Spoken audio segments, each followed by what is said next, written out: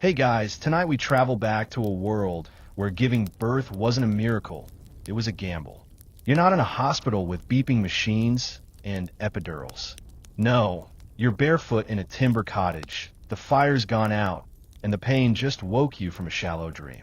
Outside, it's not even light yet, but your body's already decided today is the day, or night, or however long this takes. Time's about to stretch like a medieval tapestry. Comment where you're watching from, and also please like and subscribe. You roll over on the straw-stuffed mattress, and yes, there it is again, that low, gripping ache like someone tightening a belt around your spine from the inside. You groan, softly at first, and the sound seems to bounce off the rough stone walls. A sleeping figure beside you stirs. Your husband, maybe, or your mother. Either way, you whisper, "It's starting." And just like that, a chain of rituals, preparations, and panics is set in motion. There's no midwife here yet. You hope she gets the message in time. Until then, it's your household, usually women, who begin the process. Someone throws on a shawl and rushes to wake the village helper.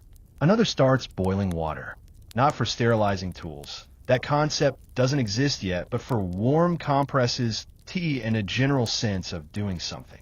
You're bundled in layers of wool and linen, because even now, childbirth is thought to be a cold, leaky business. Cold means dangerous. Warmth is life. They pile thick blankets around your hips, and someone feeds the fire with the last of the good kindling. Beeswax candles are lit, expensive, but this is a crisis, and you'll take all the blessed light you can get. Outside, a rooster crows, or maybe it's just your ears ringing. The birthing room, if you can call it that, is being prepped.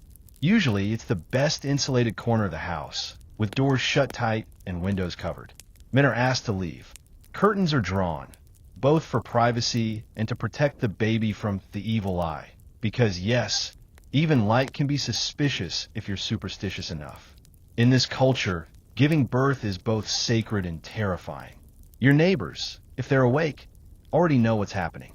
They've seen the signs, the hurried footsteps, the drawn curtains, the smoke rising a little faster from your chimney. Some will whisper prayers.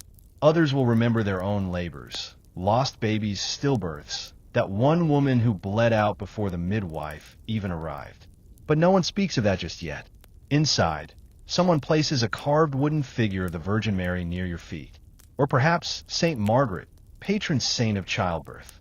One version of her legend involves being swallowed by a dragon and bursting out unharmed. Sounds about right for what's coming. You feel another contraction. This one sharpens your awareness like a knife's edge. You grab the bedpost. Your fingers dig in. Someone counts your breathing, though it's more for them than for you. You try to stay calm. You've heard the stories. If you scream too much, the baby will come crooked. If you swear, the child will be cursed. So instead, you bite your lip, say a prayer, and brace for whatever comes next. Historians still argue whether most medieval women feared childbirth more than death in war. But based on how quickly the church assigned saints to the cause, it's clear the fear ran deep. Even queens died delivering heirs. And you?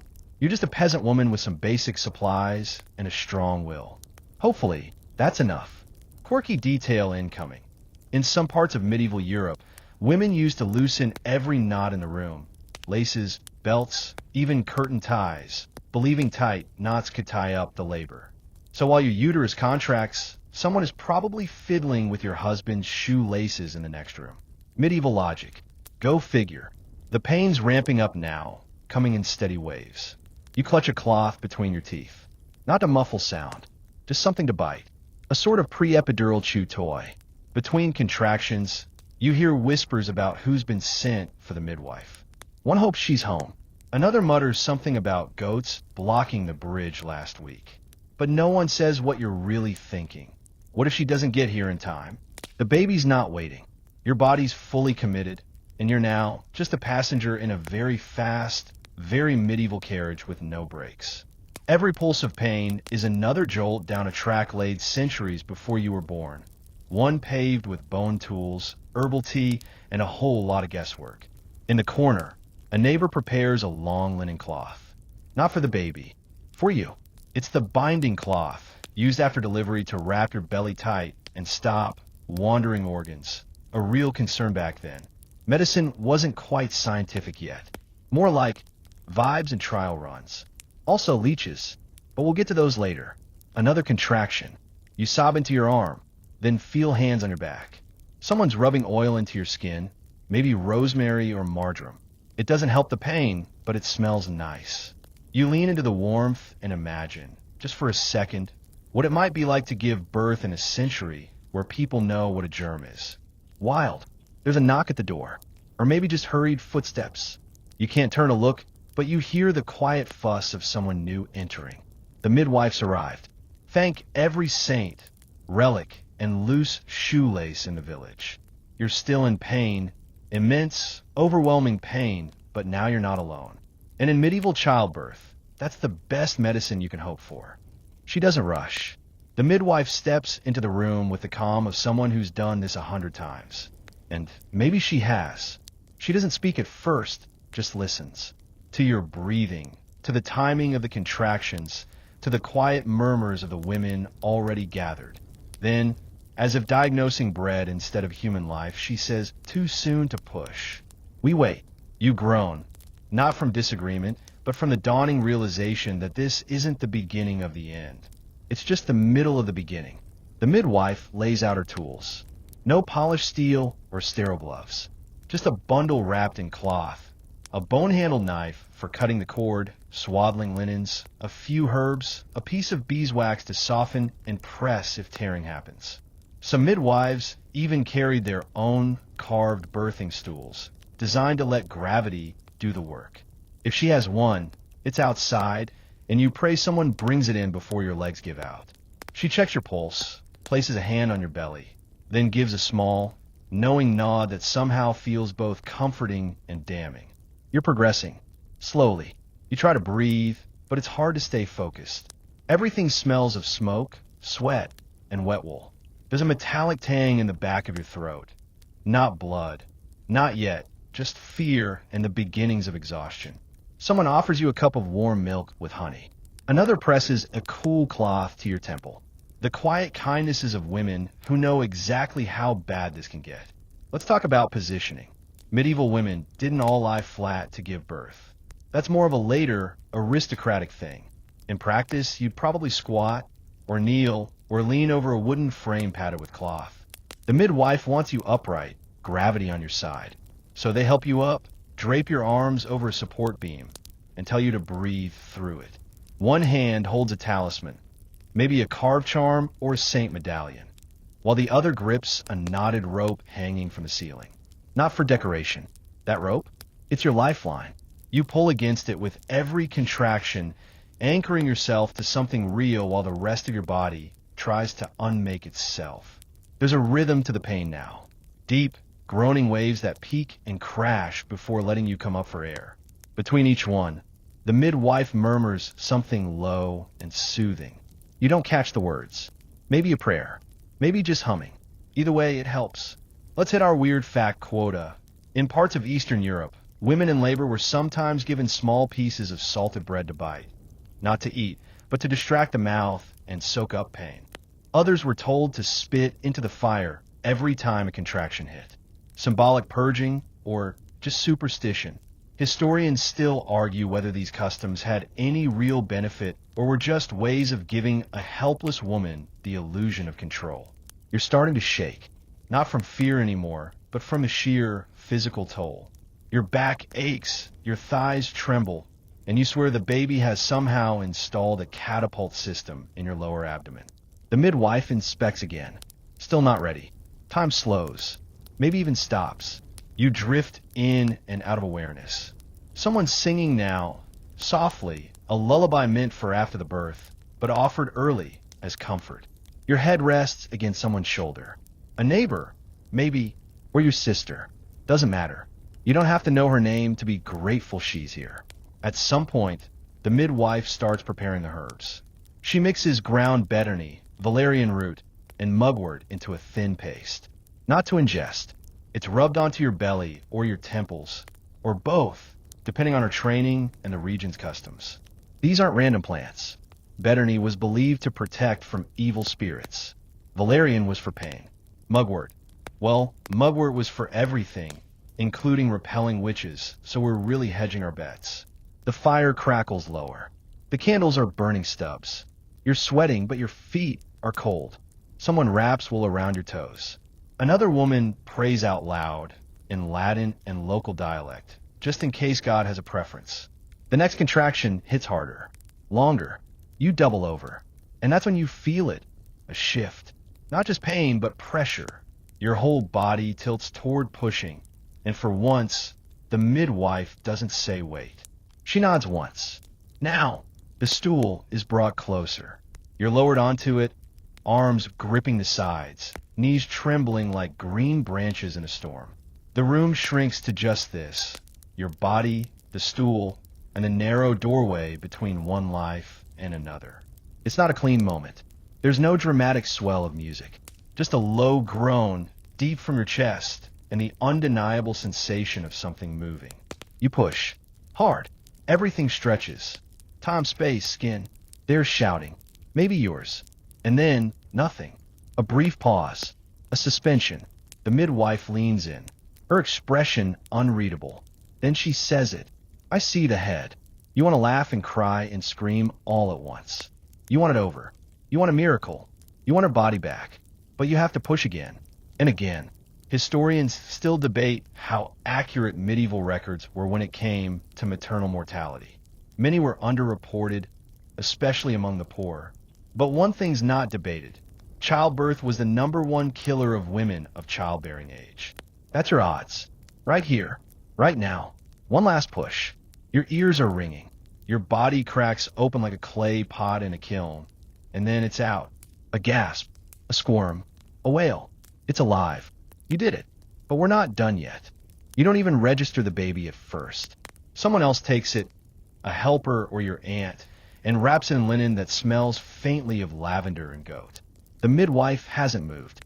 She's still crouched between your legs, frowning just a little. That's when it dawns on you.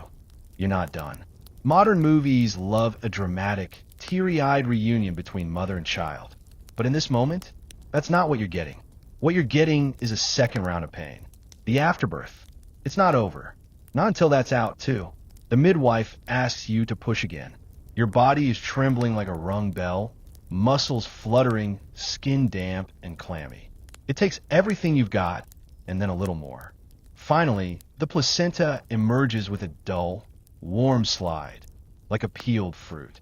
The midwife checks it. She's not looking for beauty. She's looking for completion. Every bit must come out. If any part remains, it could cause infection, or worse. She kneads your belly with practiced hands. Firm, almost rough. She's making sure your womb contracts properly. No luxury of rest yet. Someone hands you a weak broth. You sip it, barely tasting anything. The heat helps. Your teeth are chattering. Not from cold, but from the adrenaline crashing out of your body. You're bleeding, too. Not gushing, but steady. That's normal, up to a point. One of the women changes your linens, dabbing gently with a piece of rag that'll probably be rinsed, boiled, and used again. Hygiene isn't optional. It's just unpredictable. Some midwives keep rosemary or sage burning for purification. Others rely on prayer. You get both. Let's talk about that newborn. Wrapped in a swaddle, face scrunched up like an overripe apple, it's passed around the room with reverence. No one cuts the cord yet. The midwife wants to wait until it stops pulsing, believing the life force should finish transferring first. It's not a bad instinct. Modern medicine would agree. Then the knife. Not sterilized. Maybe iron, maybe bone, maybe even flint in poorer regions. It's wiped clean with wine or vinegar, tied with wool thread or a bit of twisted flax. And that's it. The child is now officially separated from you. But that doesn't mean you're safe. This is the hour the church worries most about. Not the delivery, but the minutes after, when women were said to be closest to death, and therefore closest to demons. You're technically unclean now, spiritually vulnerable, even cursed, according to some. Which brings us to one of the strangest customs, placing a key in your hand immediately after birth. Iron specifically. It was believed to lock your womb and protect it from malevolent forces. In some places, they use scissors. In others, holy relics. Either way, something metal had to touch your skin. You're handed your child at last. Its tiny body is warm, damp, breathing. There's a smell, earthy, yeasty new. You look at its face and feel something between awe and disbelief. Not joy exactly. You're too spent for joy, but something quieter, rawer, like witnessing the sun rise after a storm. The baby latches, if you're lucky. Some don't, and that's a whole different nightmare. But this one suckles, greedy and small, and for the first time all day, you feel like maybe you'll live through this. You still haven't named it. Naming doesn't happen right away. In some places, they waited days, even weeks, just in case the child didn't survive. Infant mortality was staggering. It wasn't pessimism. It was practicality. Now the midwife hands you something bitter and gritty to chew, a lump of crushed bark and dried berries. It's supposed to restore strength and ward off fever. Honestly, it tastes like dirt, but you chew it anyway. Then comes the check. The midwife peers between your legs again. Checks for tearing. She nods. Minor, manageable. She'll press it with warm wine and wrap your thighs in cloth. No stitches, just pressure and time. If you had torn badly, though, well, that's when things got complicated. In wealthier homes, a physician might be called for extreme tearing. But you get well soaked in goose fat, held in place by linen strips. And hope, lots of hope. We're skipping over a detail here. So let's rewind. The midwife saved the placenta. Yes, saved. In many regions, it wasn't thrown away. It was buried near the doorway or under the hearth, sometimes with a coin or an herb bundle, to protect the child. There were even customs where it was dried and powdered for later use as medicine for fevers. Don't worry, we're not doing that one tonight. Historians still argue whether midwives truly understood the medical risks of postpartum hemorrhage or simply recognized the signs and acted by instinct. Either way, you're lucky to have a competent one. She keeps your legs elevated. She whispers something to the fire, and she doesn't leave your side. The room quiets. Everyone's watching you. Someone wipes your brow again. You whisper thanks. They smile. The midwife finally exhales. She hadn't realized she'd been holding her breath. She nods at the others. She'll be all right. It's a pronouncement, a sacred one, because just minutes ago, no one was sure. You're allowed to rest now. The candlelight flickers. The baby curls against your chest like a kitten, tiny breaths warming your collarbone. Your body is hollow and sore and miraculous. You lived, but it's not happily ever after. There's still the ritual bath, the 40 days of purification, the expectation that you'll be up and working again before the week is out, and the quiet, unspoken truth that you might do this 5 more times before your 40th birthday. Still, tonight, you're here, and so is your child. You wake to a hush, not silence. There's always some background noise in a medieval village, but a reverent kind of quiet, like the house is holding its breath. Your body is stiff. It aches in places you didn't even know could ache. But more than that, it's wet. You've soaked through your linen shift. Your thighs are sticky. The rush mat beneath you smells faintly of iron and something else, something sweet and unpleasant. Postpartum bleeding, or lochia, they call it.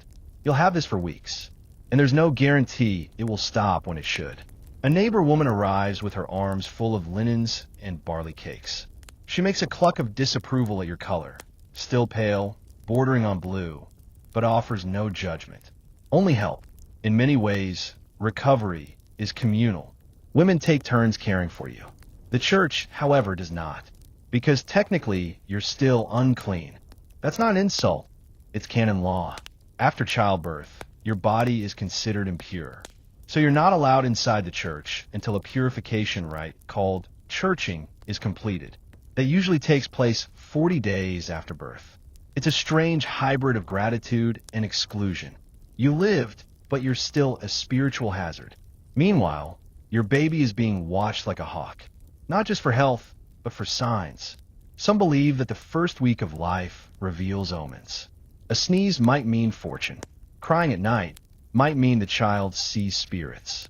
If the baby stays quiet too long, someone will whisper a charm to wake its soul.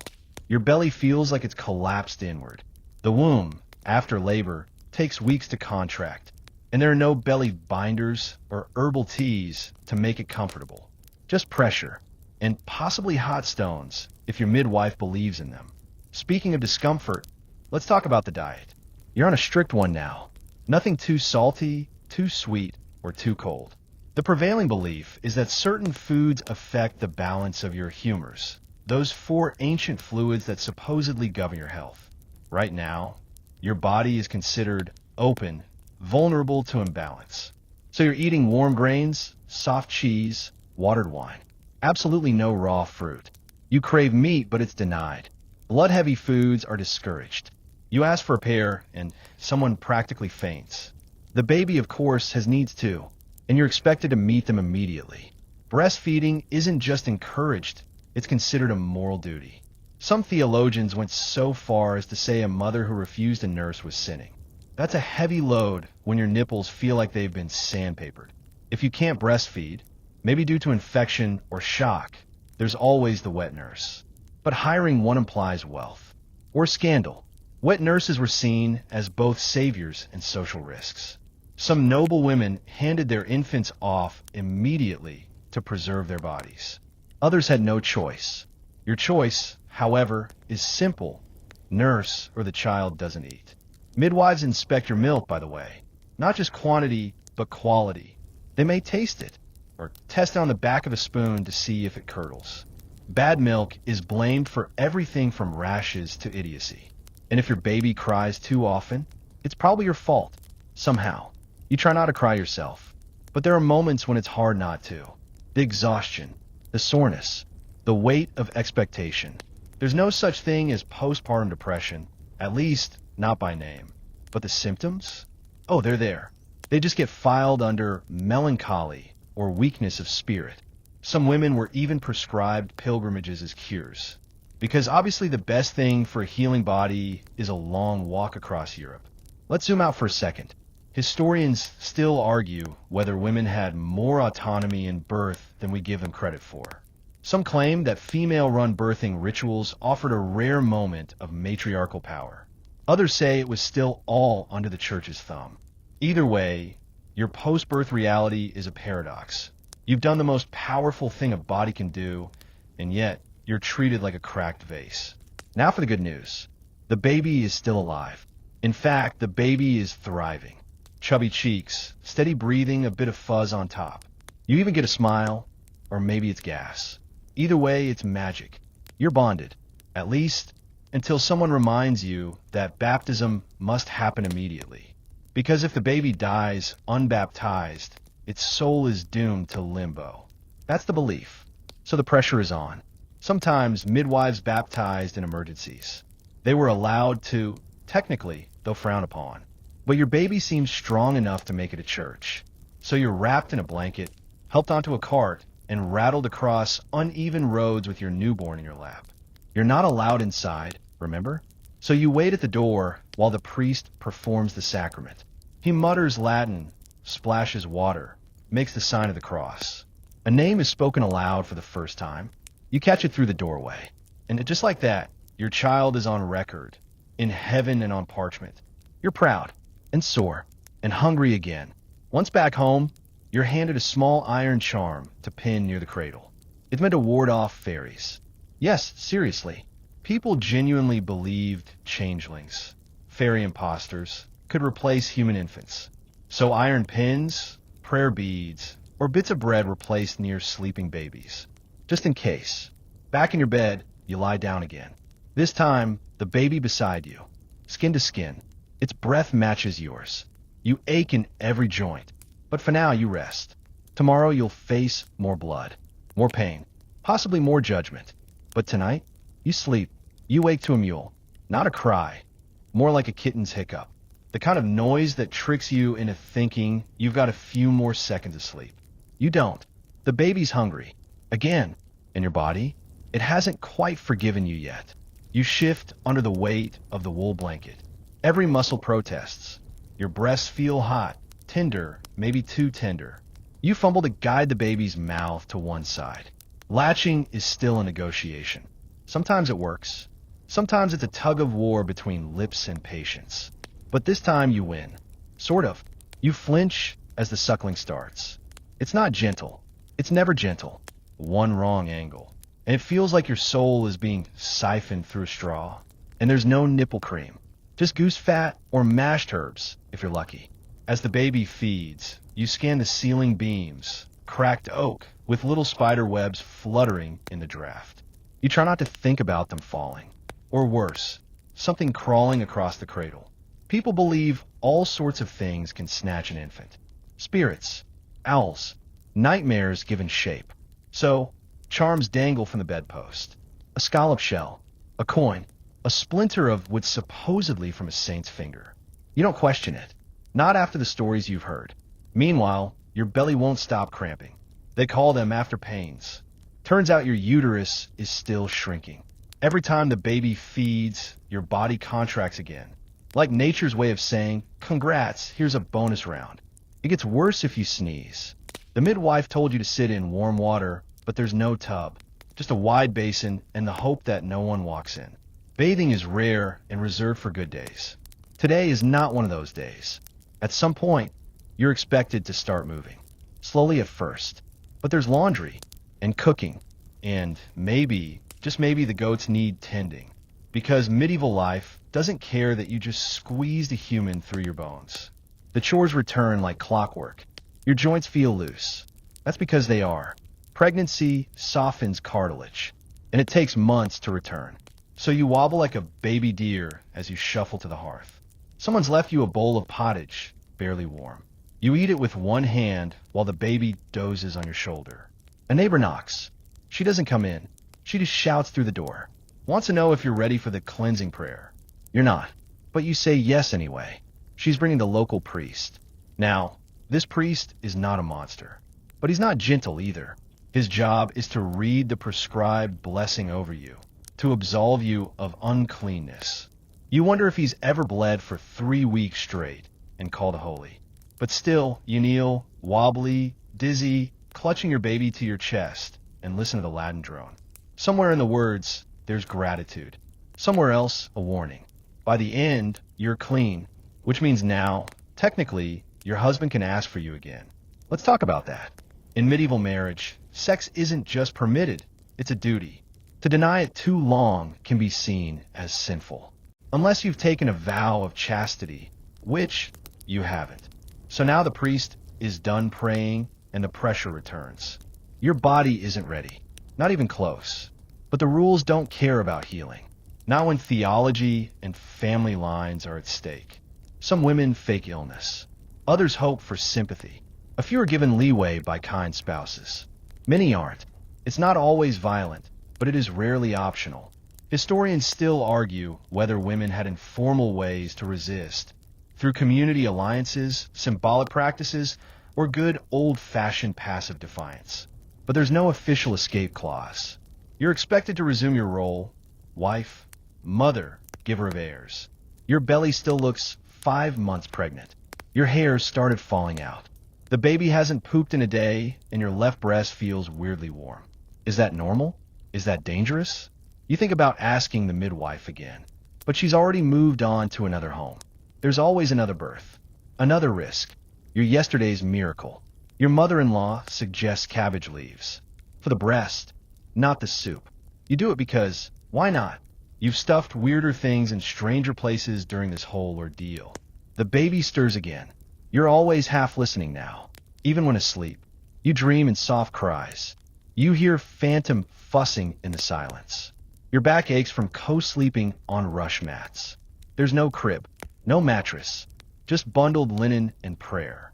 Sometimes you hum, not because the baby likes it, though it helps, but because you need it, a tether to your own breath, a way to remember that you are still here, still yours, somewhere beneath the layers of sweat and milk and piety. In town, they're ringing bells for vespers, evening prayer. You used to go. You used to sit in the cold stone church, knees on worn wood, whispering hope into echoing arches. But now you whisper it into soft baby hair, into your own chest. You light a tallow candle. You pray just in case, because childbirth may be over. But survival? That's still very much in progress. You wake to silence, and that's somehow worse than the baby's cries. It means they're either deeply asleep or something's wrong. You reach over, fingers fumbling in the dark until you feel the tiny rise and fall of their chest. Relief crashes over you like a wave. Alive, still breathing. You're not sure when sleep became a gamble. Your own body is stuck in limbo. You're neither fully healed nor fully functional. Your hips ache when you stand. Your back twinges every time you lift the child, even though you do it a dozen times a day. No one mentions that you'll lose control of your bladder sometimes when you laugh, or cough, or breathe too sharply. That your abdominal wall might not knit back properly. That you could bleed, faint, leak, or break down at any time, and the official medical term is she'll manage. But you're managing. Sort of. In the village, another woman's gone into labor. You hear the news in passing, from a girl fetching water. There's no town crier for births, just gossip. You say a quick prayer. You don't know her, but you know her path. And maybe if enough of you pray together, it'll soften something. Or someone. You're well enough now to venture out, but only just. Wrapping the baby in swaddling cloth. Linen layers bound tight enough to keep them straight, but loose enough not to bruise. You carry them in the crook of your arm like a parcel of eggs. You tread carefully. The ground is uneven, the wind a little sharper than you expected. You pass the chapel. It's small, just timber and plaster, with a rough wooden cross that's warped in the rain. Inside, it smells of old incense and older wood. The priest isn't there. You slip in anyway and light another candle. You whisper thanks, and fears, and maybe a request or two. Something about strength, something about protection. Outside, the village continues like it never noticed your absence. A neighbor calls out a comment about how pale you look. Another wants to know if the baby is good, which means quiet. You smile and nod and say what you're supposed to say. No one wants to hear about the nights you cried with them, or how sometimes your hands shake while doing nothing at all. You pass a boy with a wooden toy. He's spinning it with string, laughing, and you feel something shift in your chest. It's not jealousy. Not exactly. It's more like distant hope. That your child might one day chase sunlight too. That they'll grow beyond this tiny blanket cocoon and discover laughter without the weight you carry. There are new duties now. Religious ones. Once you're deemed fully recovered, churched, they say, you're expected back in the public eye. Back to feast days. Back to procession lines. Back to the assumption that if you're not bedridden, then you must be fine. But you're not fine. You're stitched together by instinct and obligation and some weird flavor of love you didn't know existed. The kind that's patient and brutal and sleepless. The kind that rearranges your bones. Historians still argue whether medieval women received enough community support postpartum. Some evidence points to tight-knit female circles who checked in, shared chores, passed on advice. Others suggest isolation, especially for poorer women, was the norm, masked by the illusion of proximity. You're not sure which camp you fall into. You've had visitors. A neighbor brought broth. A cousin helped change the rushes on your floor. But the emotional landscape? That's a different story. There's no term for postpartum depression. No understanding that your foggy mind and tear-streaked evenings might be more than weariness. You just call it the quiet. You spend more time now watching your baby sleep than doing almost anything else. Their face shifts as they dream. Brows furrow, lips twitch, fists uncurl. Sometimes you wonder what they could possibly dream about. They've only seen rafters and shadows and your tired smile. Maybe they dream of warmth, of heartbeat sounds, of a muffled slosh of your womb. The midwife had told you to keep a small charm under the crib, a bit of iron to ward off spirits. You do it. You also say a quiet chant before bed, one passed down from your grandmother. You're not sure if it's Christian or older than that. You say it anyway. You're doing all the right things. At least, all the ones you know about. But one night, your breast becomes hot. Like fire. Red, swollen, angry. You try to feed, thinking it'll help. It doesn't. The fever hits that evening. Chills and sweat and delirious half-dreams where your child turns into a bird and flies away.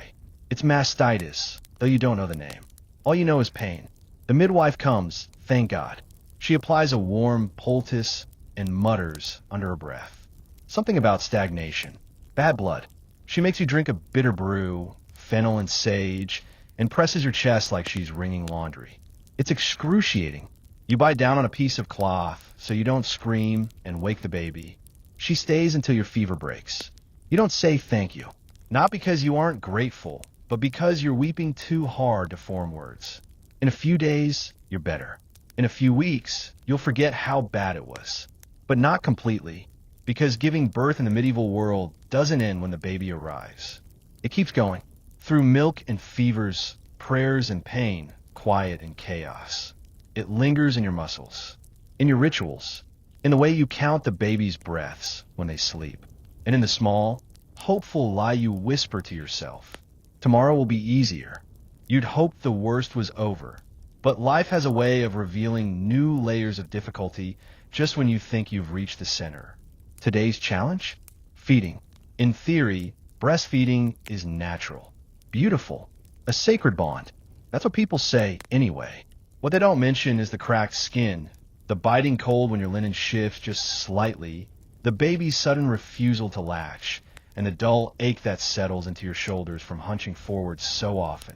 You try different positions, sitting on your stool, reclining on your side, standing while bouncing just a bit, anything to keep the child calm and the milk flowing. But it's hit or miss, and the moments of peace are brief. You're told that if you fast properly, pray daily, and eat the right mixture of lentils and herbs, it'll get easier. But easier doesn't arrive. Only repetition. At night, you dream of warmth that never comes, of fires that won't stay lit. The baby stirs. You wake and try again. Across the village, you hear a church bell. Someone's funeral. Again, you instinctively touch the baby's head and whisper a protection prayer under your breath. Death is never far from birth in your world. Historians still argue whether medieval mothers were seen as holy vessels or just utilitarian incubators. Some records suggest women who bore many children were treated with reverence. Others, that they were mostly invisible, valued only for the sons they produced. You feel both seen and unseen, celebrated and forgotten, depending on who's in the room. Today, a priest visits. He blesses the baby with a muttered Latin phrase you half recognize. His fingers are cold, but his eyes are kind. He offers a wrapped cloth, supposedly a relic. You nod, tuck it under the baby's blanket. You don't know if it works, but you'd rather not risk it. Later, your neighbor stops by. She talked to a girl in the next village who didn't survive her fourth birth. Too narrow in the hips, she says, shaking her head, as though this was an architectural flaw, not a tragedy. You nod again. What else is there to do? You clean the child's cloths. Change the rushes on the floor. Heat water. Stir porridge. Fold your veil. Repeat. One evening, you overhear your husband joking with another man outside. Something about how quickly you bounce back. Strong stock, he says. You're not sure whether to be proud or annoyed. It's meant as a compliment. But strength isn't always a choice. It's just what's left when there's no alternative. You start to walk more. Sometimes you carry the baby. Sometimes you leave them with your sister. You visit the market, the chapel, the riverbank. You nod to familiar faces. Occasionally, someone stops you to coo over the baby. A fine child, they say. May he live long. You smile, knowing they've seen too many who didn't. In your quiet moments, you reflect on how much has changed. Not just around you, but within you. You move differently now. You speak more softly. You think ahead in strange ways. How old your child will become winter, whether your roof will hold if it snows, if there's enough dried apples in the storehouse to last another month. And yet, there are small joys. When the baby grabs your finger, when their breath evens out on your chest, when they laugh, an actual laugh, pure and sudden and surprising, and you realize that despite everything, they are here. You both are. Some nights you hum a lullaby you don't remember learning. It's older than you, older than your mother, maybe. The melody curves gently through the room, soft and slightly off-key, like comfort dressed in wool. The baby sleeps. You sit in the silence that follows. Let your bones rest. Let your eyes drift shut for just a moment. And you think, maybe tomorrow I'll be able to stitch again, or sweep, or kneel fully in church, or maybe just laugh without wincing. But even if you don't, the world will keep turning. Chickens will still cluck. Bells will still ring. Babies will still cry.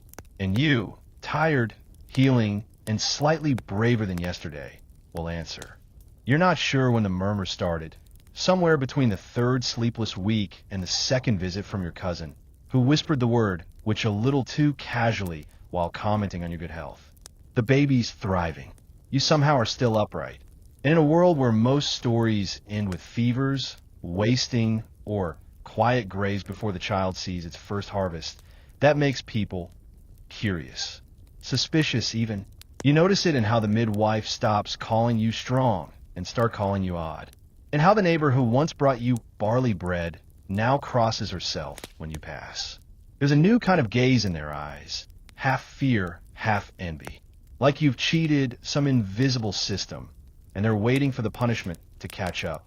Historians still argue whether accusations of magic were driven by genuine belief or social control.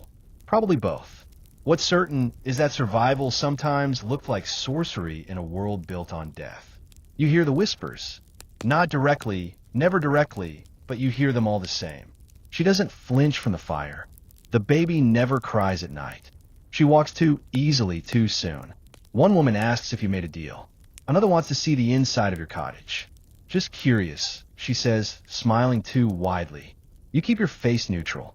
Your movements slow. You don't mention that your milk never dried, that you haven't bled since birth and still feel oddly. Well, some days you fake a limp or a cough. It's safer that way. This isn't a storybook version of the Middle Ages with glittering saints and noble suffering. It's muddy fields, bad bread, and the constant gamble of being female. And now, the gamble of being too well. Still, you attend Massachusetts. You nod reverently. You kneel, even if it aches. But your eyes flick sideways every time incense is lit, because smoke means visibility. And visibility is dangerous. That evening, a young priest knocks gently at your door. To check on the child, he says, you let him in, show him the baby. You let him bless a bowl of water and sprinkle it over the doorway. He leaves a bit of wax from the altar and tells you to place it above your threshold.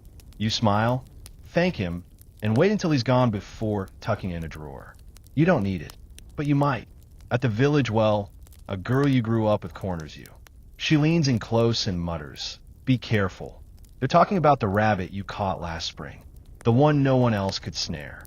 You remember that rabbit. Half-starved, you'd build a clumsy trap with twine and hope. It worked, barely. You fed your mother with that meat. You offered some to the church.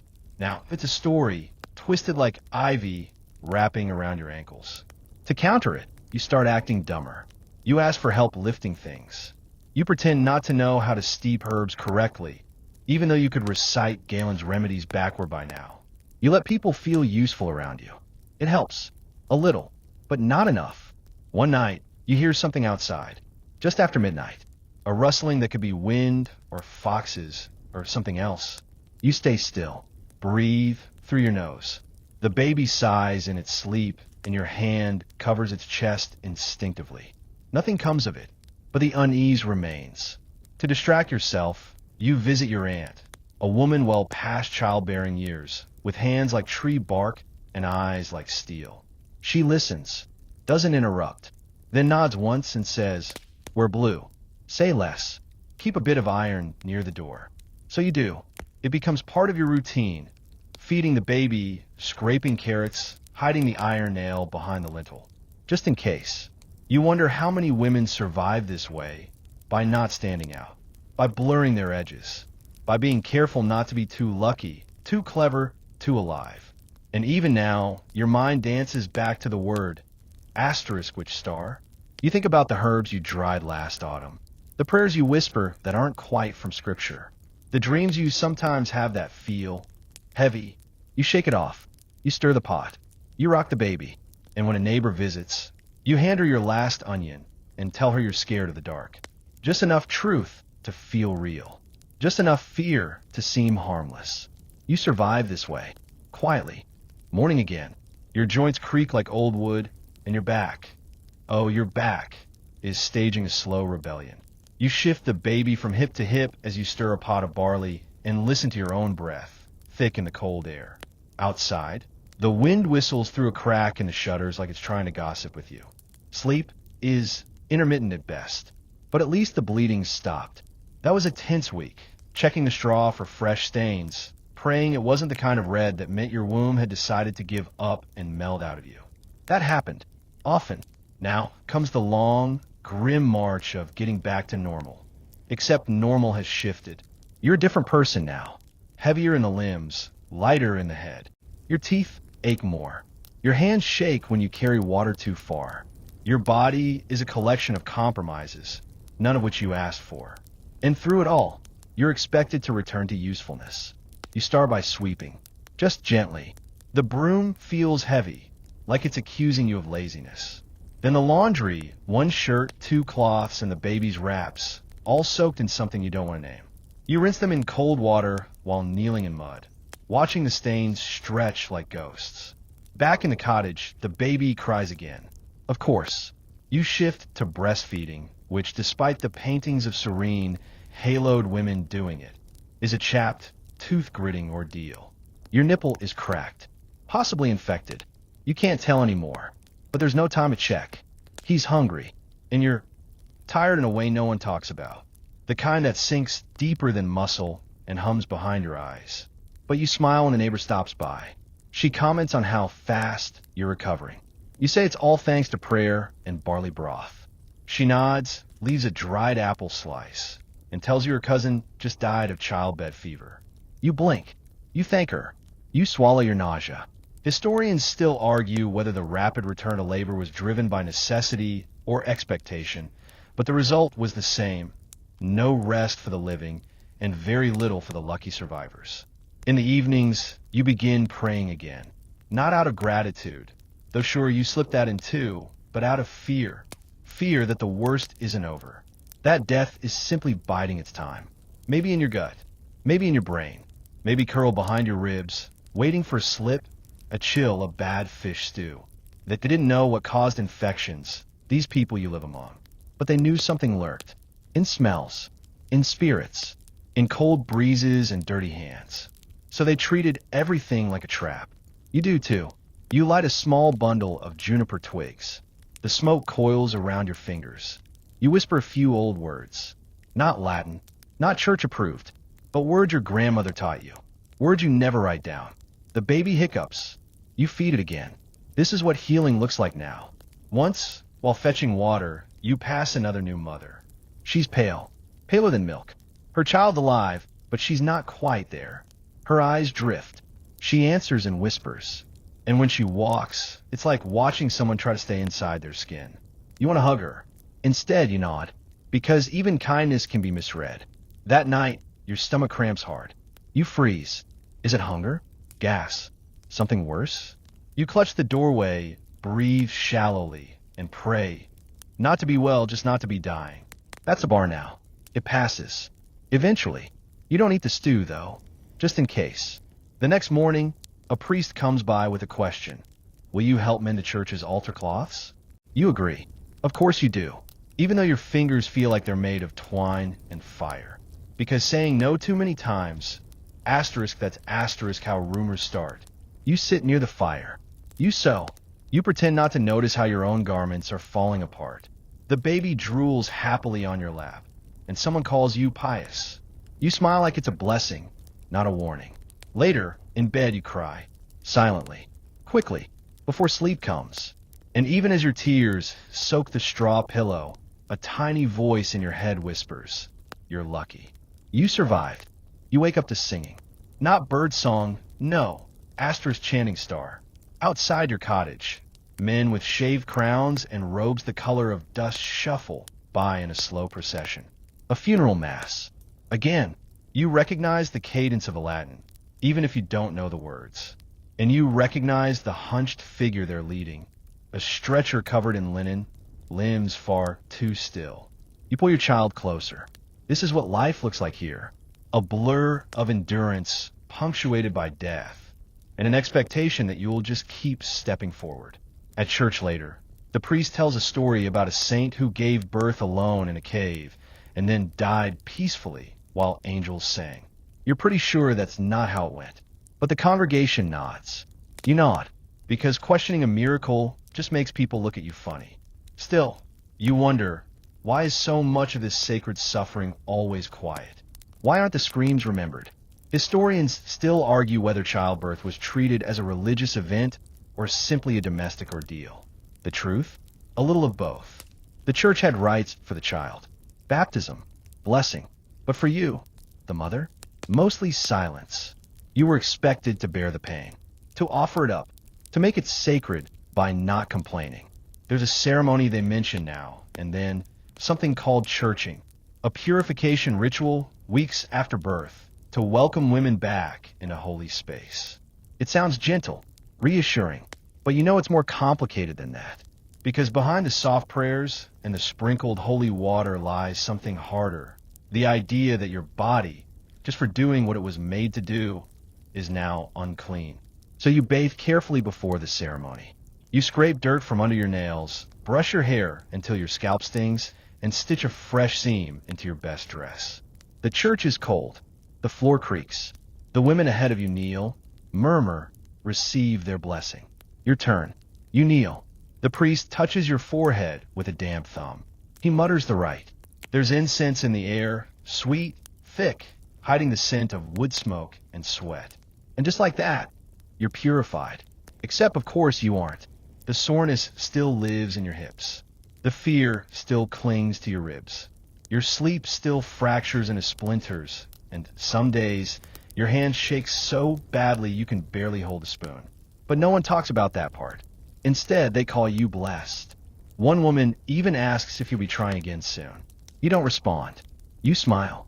You nod, maybe, but inside something goes cold. You watch other mothers with growing broods, and you try not to wonder how many of their children made it to 5, or 10, or adulthood, because you know the numbers. Everyone does, but you don't say them aloud. Instead, you count your baby's breaths as he sleeps. 1, 2, 3. In town, you hear whispers of remedies. Ground date pits soaked in goat's milk. Certain herbs to keep the womb strong. Charms to keep away the midwife's curse. You try one. It tastes like vinegar and hope. You spit it out behind the barn. A week later, you bleed again. Not much. Just enough to remind you that your body is still writing its own story, whether you approve of the plot or not. The village healer says it's fine. Normal, maybe. The priest says to pray more. The neighbor says she bled like that before losing her third.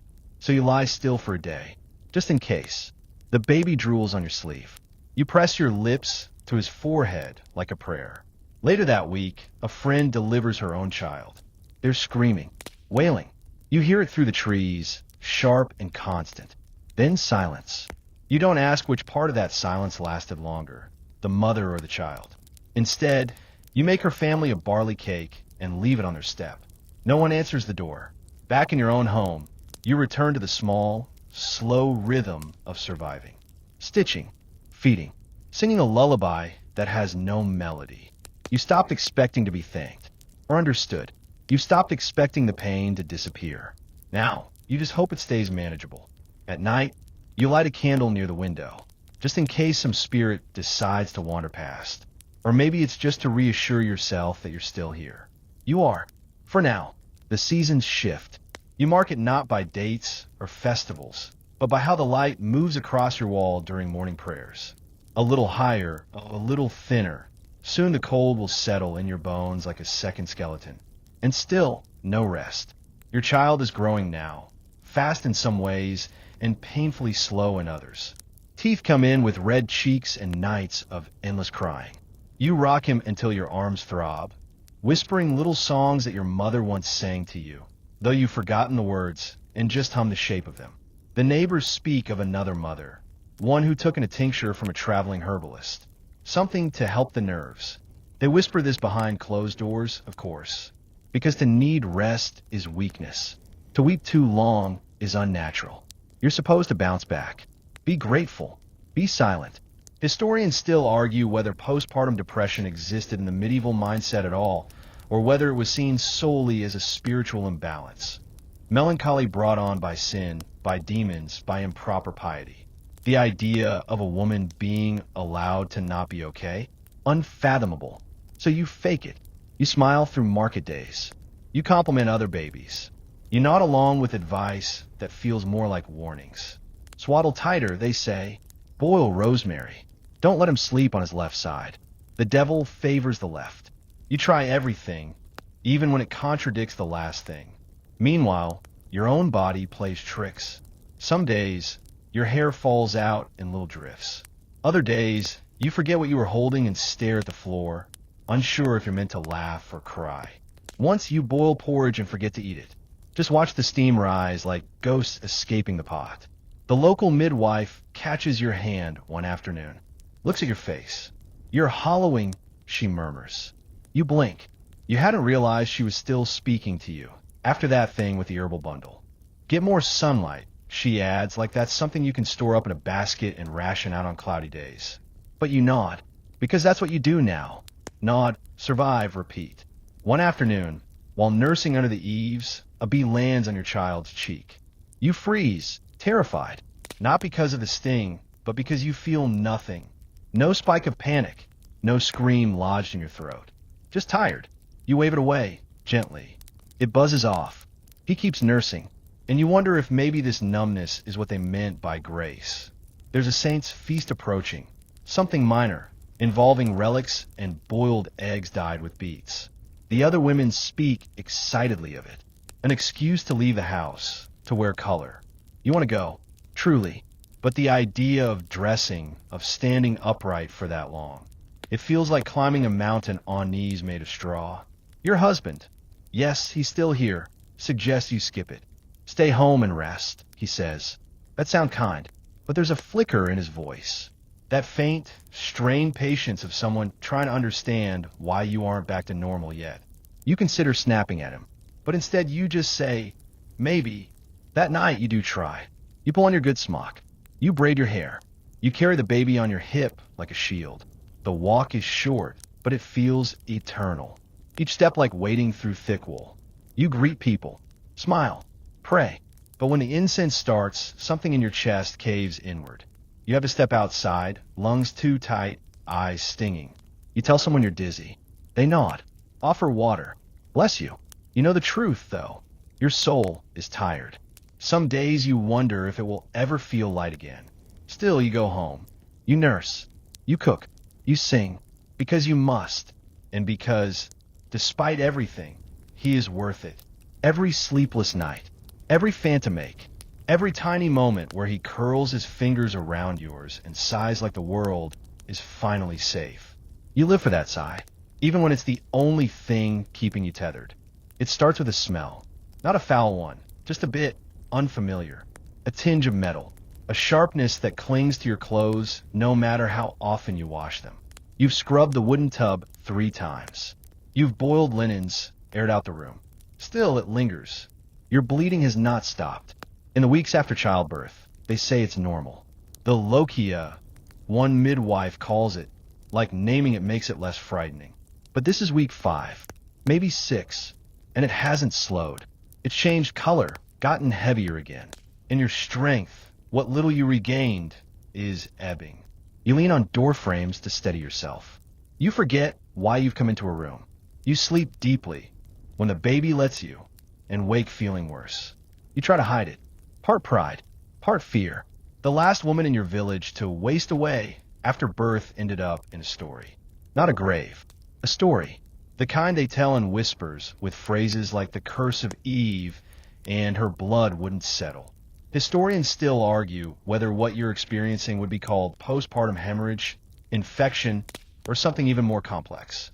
Without diagnostic tools, much of what medieval women went through is folded into catch-all categories. Fever, flux, melancholia. Some healers even blamed the uterus wandering too far up the body, like a wayward goat needing to be coaxed back down with perfume cloth.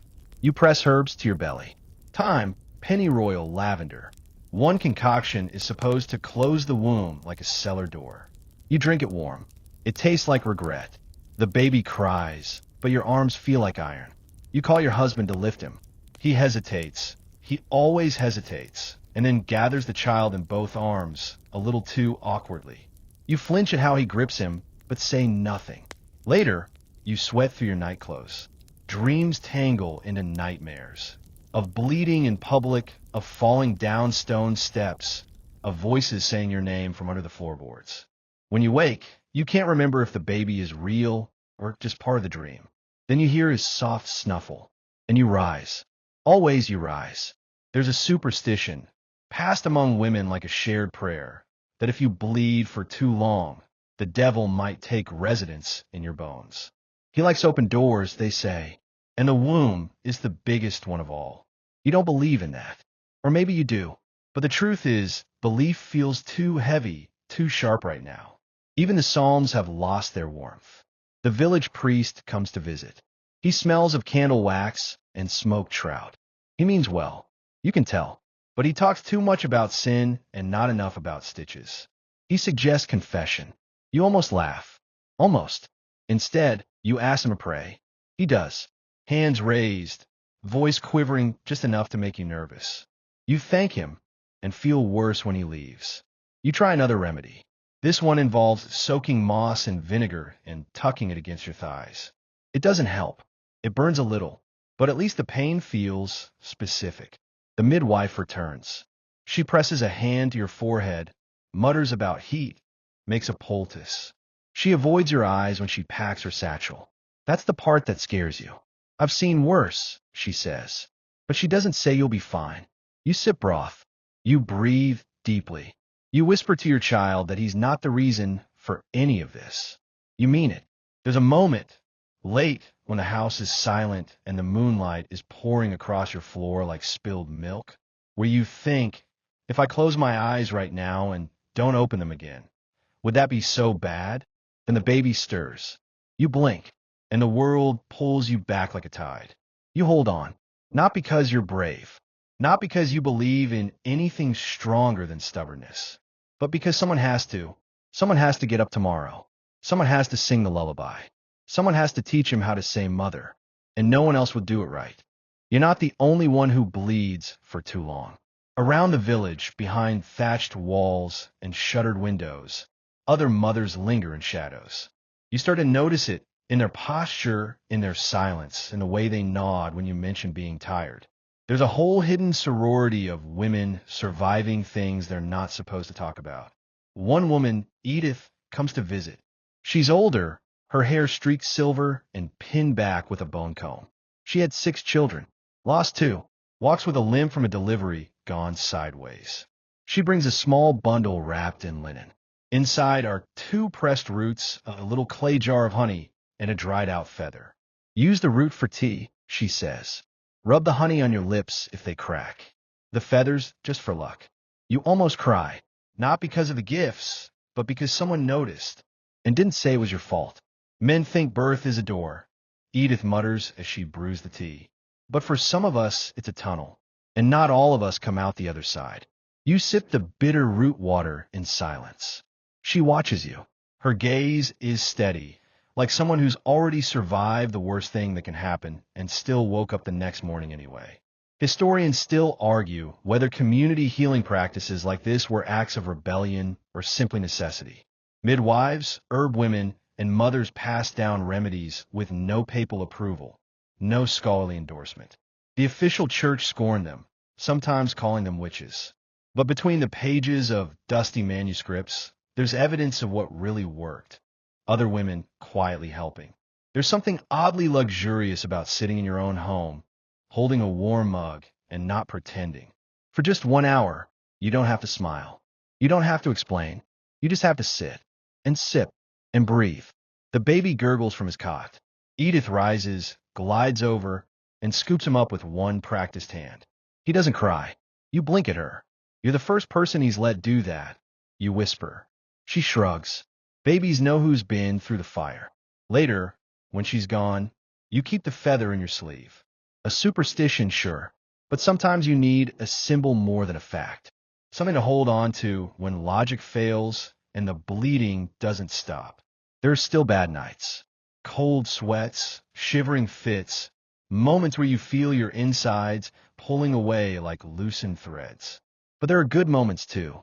The baby smiles like a full smile, gums and all. You spot the first snow from the window and think, maybe we'll both see spring. Your husband is gentler now. Not always, but sometimes. He brings a wooden bowl of warm water for your feet, lights the fire without being asked, stays a little longer when the baby cries. You try to write it down. Just a little. Some thoughts on a scrap of cloth you tuck behind a beam in the wall. No one will read it, but it feels good to make marks again, to remember you exist outside of the baby, the blood, the endless ache in your hips. One day, you walk to the chapel. Not for confession, not for ceremony. Just to sit on a cool stone bench near the door, where the light hits the floor like stained silk. You don't pray. You just rest. It feels like the holiest thing you've done in weeks. A younger girl passes by, swollen with her first child. She smiles nervously, and you nod. You want to warn her, but also not scare her. You want to say everything and nothing at once. So you settle for this. If you ever feel like the light's leaving your bones, come find me. I have a root and a feather and a few stories. She nods, eyes wide. And just like that, you're Edith now. The bleeding finally stops. It doesn't leave with a trumpet blast. There's no sudden celebration. Just one morning where you realize you haven't changed the cloth in hours. Your body feels less leaky, less hollow, less frightened.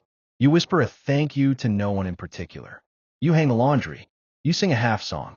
You stretch your arms and feel your ribs without wincing. You survived. And while no one will write songs about that, you'll remember. Every time the baby wraps his fist around your finger, or gurgles at a shadow on the ceiling, or sleeps through the night for the very first time, you'll remember. Because even if your body forgot how to stop bleeding, your spirit didn't forget how to hold on. You never quite go back to who you were. Your hips stay wider. Your joints ache in new, strangely specific ways, like when you lift anything heavier than a loaf of rye bread or sneeze too hard while turning. Your hair, once thick and proud, now comes out in little clumps when you comb it. In your belly, let's just say it's no longer a smooth stretch of skin. It's a map now, marked, folded, and softened in ways no embroidery can hide. But you get faster at diapering. You can scoop the baby with one hand while pouring porridge with the other. You learn which herbs soothe teething and which ones just make the child foam at the mouth bad, obviously. The house runs again. Sort of. The hens get fed. You remember to change the rushes underfoot. You even have days where you hum, quietly but still. Your husband brags about your strength to the blacksmith. Doesn't say it to your face, of course, but you hear him. Tough as birch bark, that one, he mutters while adjusting his belt. It's weirdly touching. One afternoon, the village midwife stops by. Not for a delivery, not for advice, just to check on you. She brings a honey cake. Says you've earned it. You cry over the cake. Then laugh about crying over cake. Then eat the entire thing while your child spits mashed peas onto the wall. She tells you something you won't forget. Some women come through birth like a field after harvest. Torn, maybe, but richer for it. Historians still argue whether medieval women received enough support postpartum. Some claim churching rituals marked a sacred re-entry into society, while others think they just reinforced women's isolation. But the human part, the holding of hands, the shared nods, the laughter over cake crumbs, that part is eternal. You begin helping other women. You show up for births. You bring fresh cloth, warmed water, prayers that don't come from the priest's lips, but from yours soft, mother-shaped. You whisper tips. You rub backs. You catch babies. One day, a girl cries in your arms after delivering a breech child. Her husband is panicking. The air smells of sweat, of fear, of too much blood. You keep your voice even, your hands firm. You're not dying, you say. You're just being remade. She believes you. And later, when she's safe, she repeats those words to someone else. That's how it spreads. Like good bread, one loaf passed, then another. The child begins to walk. Wobbly at first, like a drunk goose. But soon enough, he's chasing chickens and stealing pebbles to hide in your shoes. You barely recognize him as the squirming, red-faced thing you thought might not make it through the first frost. Now, he clings to your skirts, babbles nonsense, and laughs so hard at shadows you start to believe in them too. Your mother visits. She says you look tired but strong. which, frankly, is the closest she's ever come to a compliment. She holds her grandson and tells stories of when you were born, how you screamed for hours, then fell asleep in the oven-warm drawer she used as a cradle. It makes you think. One night, while rocking your son to sleep, you whisper into his soft hair, "If you ever become a monk or a merchant, or even a goat herder, remember, your mother made you from blood and bone and more love than she knew she had." You doubt he understands, but he sighs deeply, curling into you like a sleepy cat, and for a moment, everything feels stitched together just right. Of course, things still go wrong. A fever might come. A neighbor might gossip. The priest might frown at your increasing midwifery skills. But now you face it all with the quiet stubbornness of someone who's bled into straw and come out holding a life. You even dare to laugh at things again. When your child eats dirt, again, you don't panic. You sigh, rinse his mouth, and mutter something about building immunity. When he pees on the floor during Vespers, you barely flinch. Just another day in the miracle of motherhood. You pass the wooden beam where your hidden writing scrap still sits, and you add another one. This time, it's not about pain. It's about survival. A tiny record carved in ink and stubbornness. A reminder, I lived. Years later, someone will find those scraps during a renovation and wonder who left them.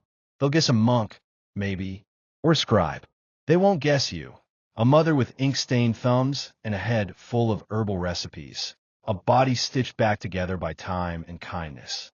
But that's okay. You didn't do it for recognition. You did it because living through childbirth in this world is a quiet form of rebellion.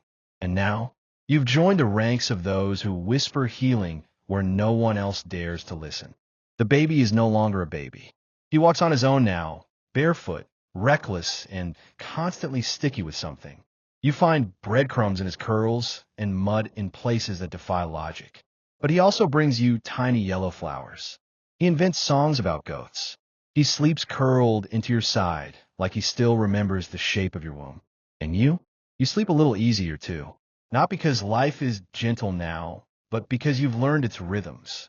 You've learned how to read the sky for rain, how to tell if your neighbor's cow is about to calve, how to hold someone's gaze just long enough to say, I know. I've been through it too.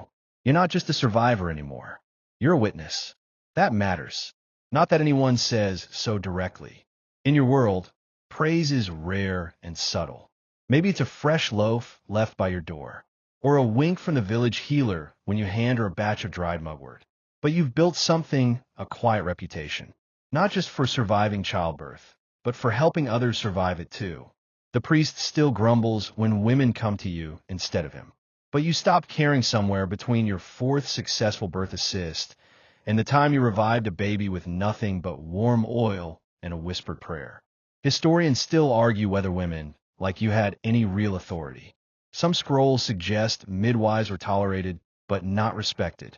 Others hint they held power under the surface, like the roots of a willow, invisible but unshakable. Either way, no man is going to stop you from boiling linen or burning herbs or showing a scared 16-year-old how to breathe through the worst pain of her life. You're a fixture now. One child grows into another, then another. Some mothers name their daughters after you. Some name their sons. A few ask you to be godmother, and you pretend not to cry when they do. You even get used to the weird dreams, flashes of blood, of screaming, of hands shaking over a slippery newborn's back. The dreams used to keep you up. Now they remind you what you've done, what you've endured. You see the world differently, too. Once, you might have flinched to the sight of pain. Now you lean in, not because it doesn't bother you. It does, but because you know it better than anyone else in the room. Pain is part of the contract, and so is healing. Your own child asks questions now. Where do babies come from? Does it hurt? Did I hurt you? And you smile, slow and wide. No. You remade me. He frowns at that. He doesn't understand yet. But one day, maybe he will. Maybe he'll tell it to someone else. Maybe the story will pass on, like a candle from wick to wick, small but steady. You keep a little journal now. Not one the priest would approve of. Just scraps, bits of stories, herbal cures, birth outcomes, a tally of lives caught. You hide it behind the rafters, where even mice can't reach. Not for pride, for memory. Because one day someone might find it, and they'll know that in this patch of mud and thatched roofs, one woman stood steady through storms and screams and stitches. One woman didn't run. The church eventually takes notice. Not of your scribblings, of course, but of your steady presence. The priest softens. A little. The bishop, during a rare visit, even nods in your direction. You don't curtsy. You're too tired to curtsy, and too wise to need it. You make salves now for more than just birth. Joints, toothaches, spirits. People come to your door for reasons that have nothing to do with babies. They trust your hands, your words, your strange way of knowing when to offer silence. A young girl you once helped gives you a carved comb. Another stitches you a shawl. Small things, but treasured. You sit by your hearth some nights, hands folded over your knees, and marvel at it all. The fire flickers. Shadows dance. And if you listen carefully, you can still hear the echoes of the prayers you whispered, the babies you caught, the screams you steadied, the lives you changed. And in those moments, you didn't just survive medieval childbirth. You became the reason someone else did, too. And now, the fire dims to embers. The sounds of the village fade. The barking dogs, the creaking carts, the laughter drifting over walls. And all that remains is the hush of night and the slow rhythm of your breath. You rest your hands in your lap. They've done so much, held so many. They ache, of course. They always will. But they've earned their stillness now. The room smells faintly of lavender and old wool. A curl of smoke winds from the hearth. Somewhere outside, a barn owl coos low and long, as if remembering every secret night has ever carried. You close your eyes. The past unspools like thread behind your eyelids. Braided hair, herbal poultices, the feel of warm skin turning cool in your arms, and the first cry of life crackling into the world. Each moment tucked into its own pocket of memory, stitched into the fabric of who you are. The weight of survival lifts, if only for a little while. You're not running anymore. You're not pushing or praying or preparing for what's next. You are simply here. And in this quiet moment, you realize, even in the hardest centuries, gentleness finds a way to survive. Through women like you. Through whispered lullabies and soothed brows and hands held tightly in the dark. So let that truth carry you into sleep. Let her breath slow. Let the warmth around you deepen. You've made it to the other side. And in the end, it wasn't just about staying alive. It was about becoming something stronger than the fear. Now drift. The night is long and soft and safe. And tomorrow? Tomorrow will wait. Sweet dreams.